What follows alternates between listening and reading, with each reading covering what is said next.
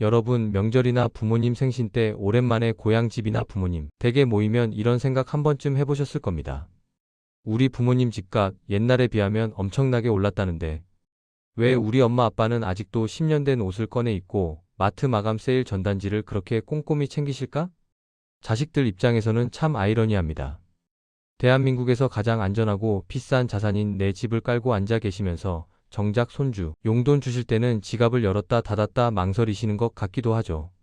겉으로 보기엔 남부러울 것 없는 자산가인데 속을 들여다보면 누구보다 현금 한 푼에 벌벌 떠는 모습?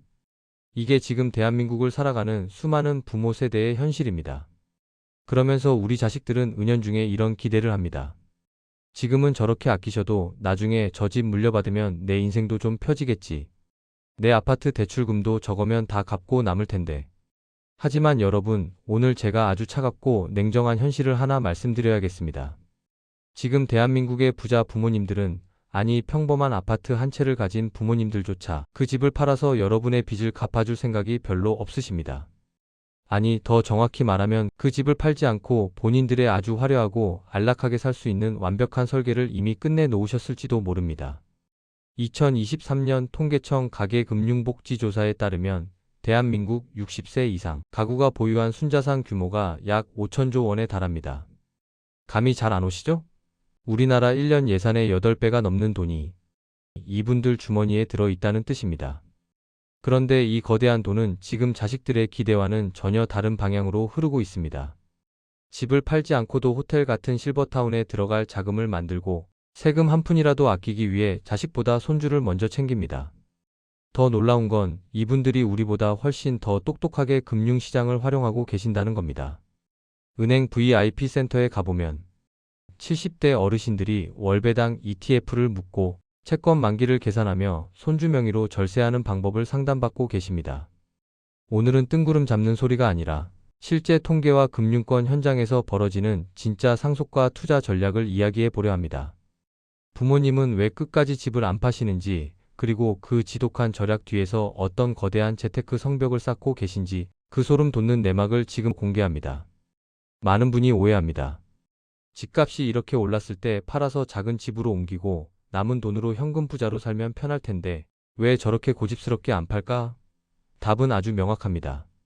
첫 번째는 세금이고 두 번째는 주거의 권력 때문입니다. 서울의 아파트 한 채를 가진 73세 김모 씨의 사례를 들어보겠습니다. 김 씨가 20년 전 5억에 산 아파트가 지금 20억이 됐습니다. 서울에 15억을 벌었으니 대박 난 것 같지만 이걸 팔려고 계산기를 두드려 보니 양도소득세로만 수억 원이 날아갑니다. 세금 떼고 복비 내고 나면 정작 지금 살던 동네에서 비슷한 수준의 집을 다시 살 수가 없습니다. 부모님들 입장에선 이런 생각이 드는 거죠. 내가 평생 일궈온 이 성벽을 허물고 세금으로 국가에 다 바치느니 차라리 껴안고 죽겠다. 그래서 선택하는 게 바로 증여입니다. 국세청 자료를 보면 최근 몇 년간 매매 거래는 줄어드는데 고가 주택의 증여 신고는 오히려 꾸준히 유지되고 있습니다. 팔아서 남 주느니 내 핏줄에게 미리 넘겨서 가문이 요새를 지키겠다는 겁니다. 그런데 여기서 의문이 생기죠. 집을 안 팔면 생활비는 어디서 나올까요? 여기서 부자 노인들의 영리한 생존 전략, 주택연금이 등장합니다. 최근 주택연금 가입자가 14만 명을 돌파하며 역대 최고치를 기록했습니다. 이건 엄청난 신호입니다. 내 집 소유권은 지키면서 국가가 보증하는 시스템으로 매달 200에서 300만 원씩 꼬박꼬박 받겠다는 거죠. 자식들 입장에선 속이 탑니다. 아버지가 주택연금을 받기 시작하면 나중에 내가 물려받을 집의 가치가 매달 수백만 원씩 줄어드는 꼴이니까요.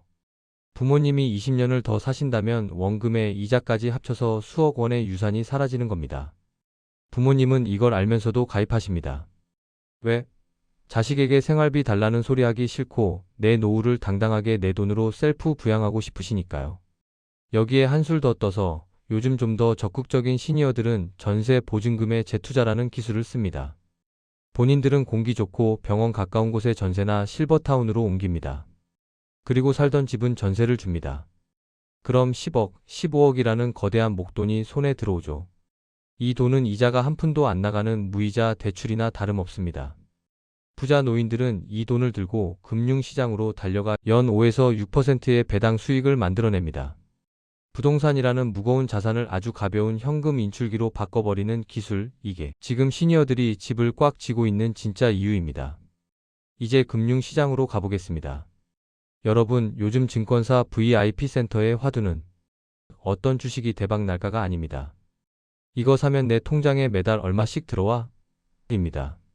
자산가 시니어들은 이제 성장에 목매지 않습니다. 내 자산이 오늘 1% 오르고 내일 1% 떨어지는 건 중요하지 않아요. 중요한 건 현금 흐름의 연속성입니다. 2030 세대가 영끌해서 비트코인이나 테슬라에 목숨 걸 때 시니어들은 아주 차분하게 배당 성벽을 쌓고 있습니다. 실제로 주요 증권사 통계를 보면 60대 이상 투자자들의 포트폴리오에서 배당주와 월배당, ETF가 차지하는 비중이 절반에 육박합니다. 왜 이렇게 배당에 집착할까요? 이분들은 뼈저리게 깨달으신 겁니다. 은행 이자만 믿다간 굶어 죽고 자식 믿다간 뒤통수 맞는다. 하지만 우량 기업의 배당은 배신하지 않는다. 평범한 자산가 박모 씨의 사례를 보죠. 이분은 자산 중 일부인 6억 원을 고배당주와 리츠, 월배당 ETF에 쪼개서 넣었습니다. 결과는 어떨까요? 매달 평균 240만 원의 현금이 들어옵니다. 여기에 아까 말씀드린 주택연금 250만 원을 합치면 매달 거의 500만 원의 현금이 통장에 찍힙니다. 웬만한 대기업 과장급 월급을 가만히 앉아서 받으시는 겁니다. 자식에게 용돈 달라고 할 필요가 전혀 없죠. 오히려 손주들 만날 때 빳빳한 신권으로 용돈 주시면서 위엄을 지키십니다. 최근 뉴스에서 개미들이 채권을 20조 원 넘게 샀다는 소식 보셨죠? 그 개미가 사실은 뭉칫돈을 든 시니어들입니다. 나라가 망하지 않는 한 이자를 주는 국채에 수억 원씩 묻어두고 세상이 어떻게 돌아가든 내 이자는 챙기겠다는 지독한 안전중심 투자입니다. 시니어들의 거대 자본이 이렇게 배당주와 채권에 꽉 묶여 있다 보니 시장의 유동성이 돌지 않는 돈맥 경화 현상까지 나타나고 있습니다. 돈은 많은데 시중에 풀리지 않는 이유, 바로 부자 노인들이 성벽 안으로 돈을 다 끌어모아 잠가버렸기 때문입니다. 마지막으로 가장 현실적인 돈 배분 이야기, 상속과 증여입니다. 요즘 부모님들은 자식에게 재산을 그냥 넘겨주는 걸 조심스러워 하십니다. 돈 미리 주면 자식 얼굴 보기 힘들어진다는 말이 단순한 괴담이 아니라는 걸 직접 보고 느끼시기 때문이죠. 그래서 등장한 것이 유언대용 신탁입니다. 쉽게 말하면 은행을 내 재산의 관리인으로 고용하는 겁니다. 계약 내용은 아주 디테일합니다. 내가 죽으면 아들에게 집을 주되 아들이 사업한다고 집을 팔지 못하게 10년 동안 묶어라. 대신 월세의 일부만 아들에게 주고 나머지는 손주 교육비로 적립해라. 자본을 통해 사후에도 가족 내 권력을 유지하는 시스템 상속인 셈입니다. 또 하나, 요즘 대세는 세대 생략 증여입니다. 자식한테 주면 나중에 자식이 죽을 때 손주가 또 세금을 내야 하니 아예 처음부터 손주 계좌에 주식을 채워줍니다. 세금을 30% 이상 아끼는 가장 합리적인 선택입니다. 더 나아가 자산가들은 가족법인까지 만듭니다. 아파트를 법인 명의로 돌리고 자녀들을 주주로 등록해서 배당을 줍니다. 상속세 50%를 내느니 법인세 내면서 조금씩 넘기겠다는 거죠. 5천조의 자산은 이렇게 법과 제도라는 촘촘한 그물망 안에서 아주 안전하게 대물림되고 있습니다. 부모님이 집을 안 팔고 아끼며 사는 건 돈이 없어서가 아닙니다. 자산의 체질을 소유해서 수익으로 완벽하게 바꾸셨기 때문입니다. 이건 자식에게 짐이 되지 않겠다는 부모 세대의 가장 스마트하고 처절한 사랑일지도 모릅니다. 하지만 여러분, 여기서 우리는 무거운 위기감을 느껴야 합니다. 부모님의 자산이 언젠가 내 미래를 구원해 줄 거라는 기대는 이제 버려야 합니다. 부모님은 이미 그 돈을 본인들의 노후와 손주의 미래를 위해 아주 촘촘하게 묶어두셨습니다. 이제 부모님의 지갑을 바라보는 대신 그분들이 구축한 자산의 시스템을 직접 배우셔야 합니다. 소액이라도 배당 ETF를 모으고 나만의 현금 흐름을 설계하십시오. 자본주의의 지휘봉이 노련한 시니어들에게 넘어간 지금 여러분은 그 지위에 춤만 추시겠습니까? 아니면 여러분만의 오케스트라를 준비하시겠습니까? 오늘 영상이 여러분의 경제적 독립을 위한 작은 불씨가 되었기를 바랍니다. 감사합니다.